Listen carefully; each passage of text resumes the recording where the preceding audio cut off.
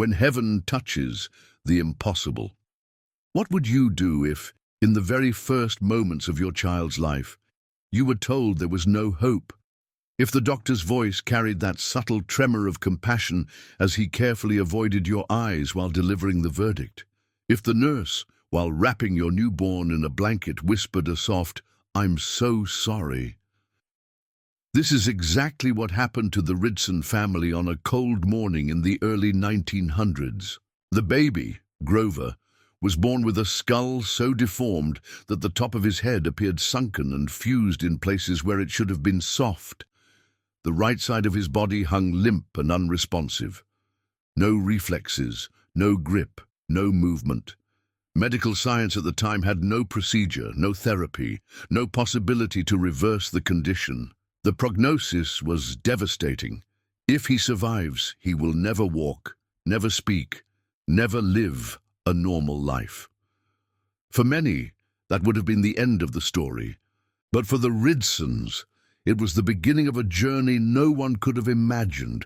You see, there's a place in history known as the Healing Rooms of Spokane, Washington, a humble but extraordinary ministry led by a man named Jhon G. To some, Lake was a preacher. To others, a man of science who dared to test faith against sickness. And to many, he was the apostle of divine healing, a man through whom countless miracles were recorded. Grover's family had heard whispers of these rooms, stories of the blind seeing, the lame walking, the dying restored. And so the question became, could it be true? Could God still intervene? In this episode, you will walk with us through every moment of this gripping, real-life account, from the cold despair of the delivery room to the trembling decision to seek out Jhon G. to the astonishing day when a single prayer turned a medical impossibility into a living testimony. By the end, you will not only have witnessed one of the most remarkable healings ever documented, you will feel as though you were standing there when it happened. If you've ever doubted the power of prayer, or if you've been searching for a reason to believe again, stay with me until the very end. And when this story has stirred your heart, do something simple yet powerful. Type "I believe" in the comments, share this video, and let this testimony travel far beyond what we can see. Because sometimes a miracle begins with one decision, the decision to believe. Day hope stood still. The Ridson home was meant to be filled with celebration that week. Friends and neighbors had been anticipating the arrival of the couple's first child, knitting tiny blankets and preparing casseroles to deliver after the birth. But instead of joyous visits, silence and tension filled every corner of the small house. The birth had been difficult. Hours of labor, the mother's exhausted cries echoing against the sterile walls of the Spokane hospital. When Grover finally arrived, the air in the delivery room shifted. The doctor's cheerful tone faded into a professional stillness. He called for a nurse quietly, the kind of quiet that speaks louder than any alarm. The baby did not cry the way newborns usually do. His breathing was shallow, and as the blanket was pulled back, the deformity became obvious. The top of his head was unnaturally sunken, as if part of the skull had collapsed inward. It wasn't the soft, moldable skull of a newborn. It was rigid in the wrong places, fused where it should not have been. Then came the more devastating observation. The entire right side of Grover's body lay slack and lifeless. His arm dangled like a rope. His tiny leg did not kick. The nurse pinched the sole of his foot. Nothing. She tried the palm. No reflex. His right eye blinked slower than the left, his mouth drooping to one side. The parents stared, frozen. Their joy dissolved into a rising tide of fear. The doctor, doing his duty, began to explain the situation in as gentle a tone as he could manage. "Mr. and Mrs. Ridson, your son has suffered significant trauma. It appears to be a neurological condition, likely from a congenital defect in skull formation. The paralysis, I'm afraid there is nothing we can do. It will not improve with time. The mother clutched the baby closer, as if holding him tighter could somehow restore what was missing. The father's hands shook. He wanted to argue, to demand a second opinion, but the truth was written in the stillness of his son's little body. In the days that followed, the Ridsons' home was heavy with the sound of muffled weeping. Friends brought meals, but their words of comfort could not erase the echo of the doctor's final statement. You should prepare yourselves for a short life expectancy. Yet, somewhere amid that suffocating grief, a spark of defiance was born. One evening, an old friend of the family came by. He was not a man of wealth or influence, but he carried with him something rare, a story. "I've heard of a place," he began, leaning forward at the kitchen table. "They call it the healing rooms. A man named Jhon G prays for the sick there. Not just prayers for comfort, prayers that heal. I've seen it. The blind have seen again. The lame have walked. I even heard about a child who was pronounced dead and lived." The father almost scoffed. "You know the doctors said—" "I know what the doctors said," the friend interrupted gently. "But I also know that God is bigger than a diagnosis." That night, sleep would not come. The words, healing rooms, circled in the father's mind. He had been raised in church, but miracles, those belonged to Bible stories, not Spokane in 1910. And yet, what if? What if the rumors were true? By morning, the decision was made. It would not be easy. The healing rooms were across town, and the baby's condition was fragile, but something inside them whispered that this was the path they were meant to take. Before dawn, the father wrapped Grover in a thick woolen blanket. The mother, pale from exhaustion but determined, tucked another around her shoulders. They boarded the streetcar, its wheels clattering over the tracks, each turn bringing them closer to the man they had never met, but on whom all their hopes now rested. The journey was more than miles. It was a crossing from despair into possibility, from resignation into defiance. They did not know if Jhon G could help their child, but they knew one thing: they could not let this chance slip away. And so, with the winter wind biting at their faces, the Ridsons stepped off the streetcar, turned the corner, and saw the modest building with its simple sign, Healing Rooms. They exchanged a glance, part fear, part hope, and pushed the door open. The man who defied the impossible. The warm air inside the healing rooms was a stark contrast to the icy streets outside. The faint scent of wood polish and oil lamps filled the space, and the hum of quiet prayer wove through the air like a gentle background melody. Jhon G stood near the front of the room, speaking softly with a woman whose face carried the relief of someone who had just been healed. He was not what the Ridsons had expected. There was no grand robe, no theatrical gestures, only a tall man with kind, piercing eyes and the posture of someone who carried both authority and compassion. When Lake's gaze shifted toward them, it was as if he could see straight through the layers of exhaustion and fear that clung to the parents. He stepped forward, extending his hand first to the father, then to the mother, and finally letting his eyes rest on the small bundle cradled in her arms. "This is your boy?" Lake asked gently. The mother nodded, her lips trembling. "His name is Grover." She hesitated before unwrapping the blanket just enough to reveal the sunken, misshapen crown of the infant's head. Lake's expression did not change to pity or shock. Instead, his brow furrowed in focus. He leaned closer, carefully lifting the baby into his own arms. Grover stirred only slightly, his right arm dangling motionless. The father spoke quickly, his voice a mixture of desperation and defense. "The doctors said there's nothing that can be done. They said he won't live long." Lake met his eyes. "And what do you say?" The father blinked, caught off guard.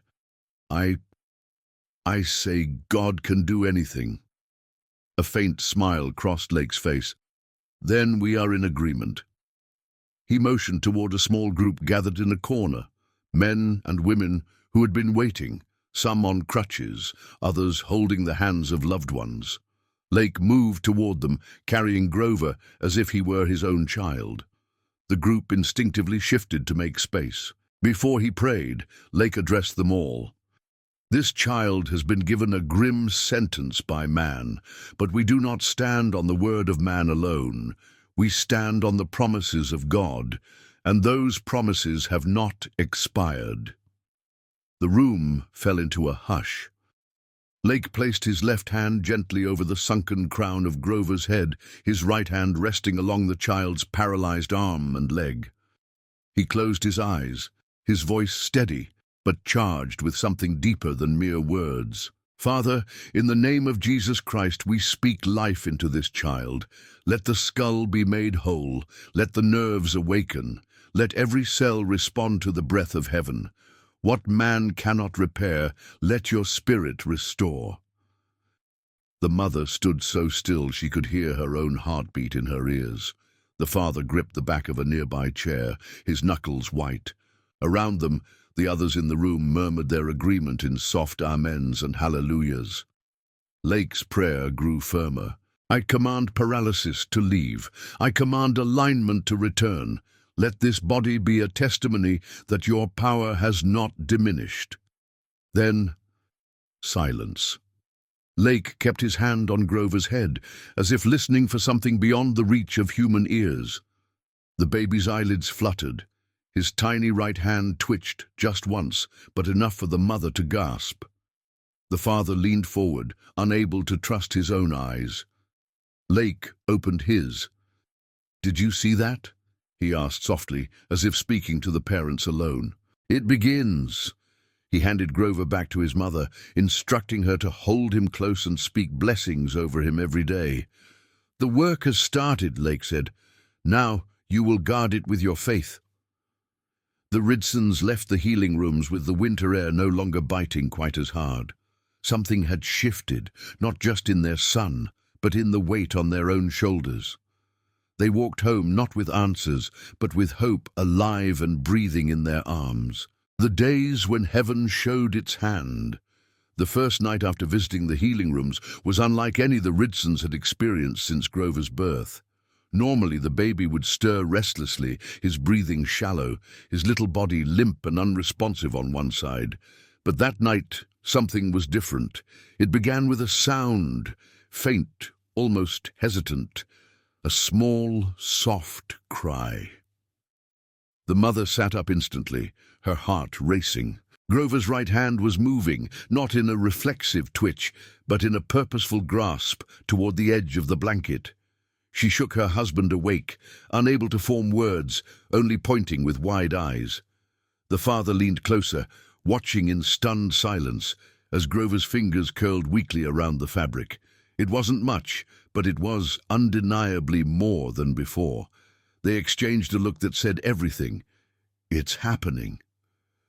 Over the next few days, the changes came slowly but steadily. The baby began to respond to voices, turning his head toward his mother's lullabies. His right eye, which had once seemed dull and slow to blink, now followed movement with a spark of awareness. The most astonishing moment came a week later, when the father, holding Grover in his arms, felt a tiny but deliberate kick from the baby's right leg. Each improvement was like a drop of water in a dry desert, small on its own, but life-giving in its promise. The couple began keeping a little notebook, recording each new movement, each sign of strength returning. They also noticed something else. The shape of Grover's head was changing. Slowly, the sunken crown began to rise, as if invisible hands were pressing from within, restoring what had been lost. The rigid edges softened. Friends who had seen him before now gasped when they visited, their eyes darting between the baby's head and the parents' glowing expressions. Word began to spread. Neighbors whispered about the baby who had been given up by the doctors, but was now improving. Some were skeptical, chalking it up to a rare turn of natural recovery. Others, especially those who had heard of Jhon G. Lake, nodded knowingly and said, "It's the Lord's work." One afternoon, a nurse who had been in the delivery room stopped by. She had come out of curiosity, unsure whether she even wanted to see the child again. But when she stepped inside and saw Grover holding his mother's finger with both hands, she froze. I don't understand," she murmured. "There's no medical explanation for this kind of reversal, not this quickly." The father smiled. "Maybe not a medical one, but there's a heavenly one." As the weeks passed, Grover's development accelerated. He began to coo, then laugh, a rich, bubbling sound that filled the home with warmth. His right side no longer lagged behind. The deformity in his skull continued to correct itself, until, to the casual eye, there was no visible difference from any other child. The Ridsons returned to the healing rooms to share the progress with Lake. When he saw Grover again, now more alert and active, he simply lifted his hands in quiet thanks. "The Lord completes what he begins," he said with a nod. Lake then invited them to share their testimony at a gathering that evening. The room was full, people on crutches, parents carrying children, others with bandaged limbs or tired eyes. The mother, though nervous, stepped forward and told the story from the beginning. She described the doctor's grim words, the hopeless nights, the journey to the healing rooms, and the prayer that marked the turning point. When she reached the part about the first movement in Grover's hand, a murmur of praise swept through the audience.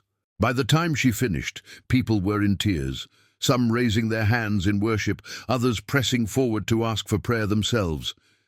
It was as if Grover's healing had become a spark, one that could light fires of faith in hearts that had been cold for far too long. A life rewritten. By the third month after that first visit to the healing rooms, Grover Ridson no longer resembled the frail, half-paralyzed infant his parents had carried in on that freezing winter morning.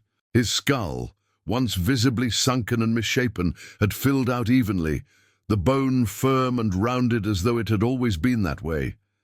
The paralysis that had once gripped the right side of his body had vanished without a trace. He now reached for toys with both hands, kicked with both feet, and could roll over on his own.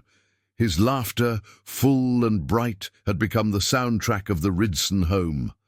For the family, every ordinary milestone was extraordinary. The first time Grover sat up without support, the father nearly knocked over his chair in excitement. The mother wept openly when, at 6 months, Grover pulled himself forward to grasp her outstretched hand, the same hand that once lay motionless in her palm. Neighbors, once hesitant to visit, now came frequently, drawn by the transformation. They would bring small gifts for Grover, but it was clear the real reason they came was to see for themselves the child who had defied every prognosis. Many left with their own faith rekindled, whispering prayers under their breath as they walked back home. The story spread beyond Spokane. A friend of the family, who worked in a printing shop, wrote a short piece for a local faith-based newspaper. Within weeks, letters began arriving from other towns, people asking for the address of the healing rooms, some simply writing to say that Grover's story had given them hope for their own situations. One of the most moving moments for the Ridsons came when they were invited back to a large gathering at the healing rooms. This time, Grover was not cradled in his mother's arms. He was in his father's, squirming to get down and explore. Lake greeted them warmly, crouching down so that he was at eye level with the boy. Grover, curious, reached out and placed a tiny hand on Lake's cheek. The room went silent for a moment, as if everyone sensed the full weight of what they were witnessing. Lake smiled. "You see," he told the crowd, "the miracle isn't just that this child's body was restored. It's that his life, his future, was handed back to him. And in that, God shows us his heart." The Ridsons spoke again, but this time there was no trembling in their voices.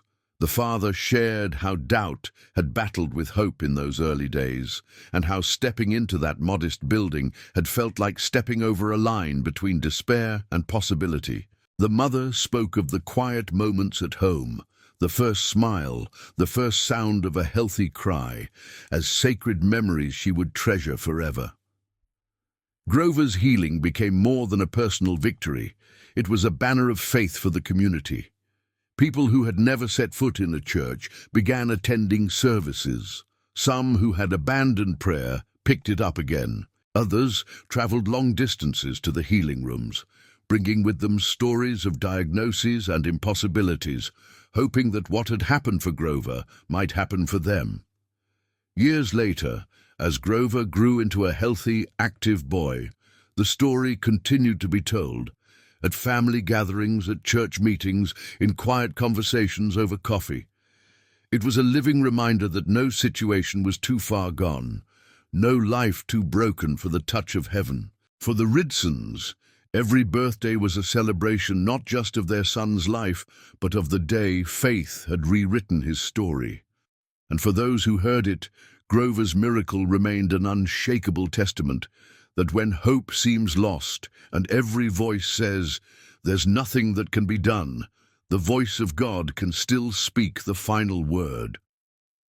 When faith writes the final chapter. Grover Ridson's story is more than an account of a medical impossibility overturned.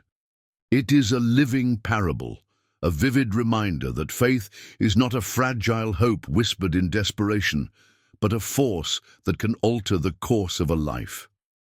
From the cold delivery room where despair took its first breath, to the warm glow of the healing rooms where hope was reborn, every moment carried the fingerprints of something greater than human effort. The sunken skull was reshaped, the lifeless limbs awoke, and with each passing day, the impossible became the undeniable. But perhaps the greatest miracle was not just what happened to Grover's body, it was what happened to every soul who witnessed his transformation. Neighbors saw faith rekindled, skeptics saw their certainty shaken, strangers heard the testimony and began to believe that maybe, just maybe, there was a power beyond their reach, ready to meet them in their need. This story is not an isolated event trapped in history. It's an invitation. An invitation to look at your own life, your own impossible situations, and to dare to believe that the final chapter has not yet been written. Jhon G. once said, "The secret of divine healing is in the presence of God." The Ridsons stepped into that presence with nothing but desperation and a spark of hope. What they walked out with was a miracle that would echo through generations. And now, it's your turn to step closer. If this story has stirred something in you, if it's awakened a longing to see God's hand move in your own life or in the life of someone you love, don't let that moment pass. Share this testimony. Leave a comment with the words, "I believe." Let this story ripple out to places we may never see, because you never know who might need to hear that the impossible is still possible. The same God who restored Grover Ridson is alive and active today. The question is, will you believe him for your own miracle?